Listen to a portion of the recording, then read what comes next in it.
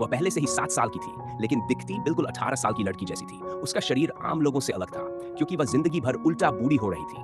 जब वह पैदा हुई थी, तो एक 80 साल की बुजुर्ग औरत जैसी दिखती। उसके अपने माता-पिता ने उसे राक्षस कहकर छोड़ दिया, लेकिन जिस औरत ने उसे गोद लिया, उसके लिए वह स्वर्ग से मिला हुआ तोहफा थी। वक्त बहुत तेजी से बीता। सिर्फ 7 सालों में वह छोटी बच्ची एक बूढ़ी औरत बन चुकी थी। उसके चेहरे पर झुर्रियां थी, आंखों में उदासी थी और चलने के लिए उसे व्हीलचेयर की जरूरत पड़ती थी। दूसरे बच्चे उसे देखकर डर जाते थे। सब उसे मॉन्स्टर कहते थे। कोई भी उसका दोस्त नहीं बनना चाहता था। लेकिन फिर एक दिन एक छोटा सा लड़का आया।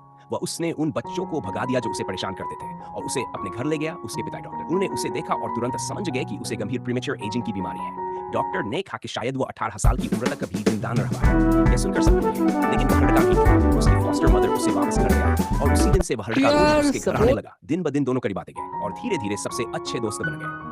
वक्त फिर बीता। अब दोनों 17 साल के थे। एक दिन लड़के ने खुशी-खुशी बताया कि उसे सबसे अच्छी यूनिवर्सिटी में एडमिशन मिल गया है और उसने वादा किया कि वह एक दिन उसकी बीमारी का इलाज जरूर ढूंढेगा। लड़की उसकी तरफ देखती रह गई। उसकी आंखें नम थीं, लेकिन दिल पहली बार उम्मीद से भरा था। उसे डर था कि वह उसके लिए बोझ बन जाएगी। इसलिए जब उसे सेलिब्रेशन में बुलाया गया, तो उसने झूठ कहा कि उसके पास घर के काम है, लेकिन लड़का नहीं माना। उसकी फॉस्टर मदर ने भी उसे हिम्मत दी।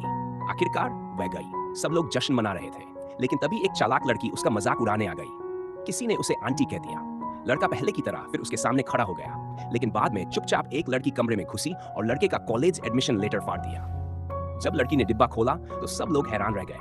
शर्म और डर से वह लड़की भाग गई, क्योंकि उसने समझ लिया था दुनिया उसे अब भी स्वीकार नहीं कर पाई है।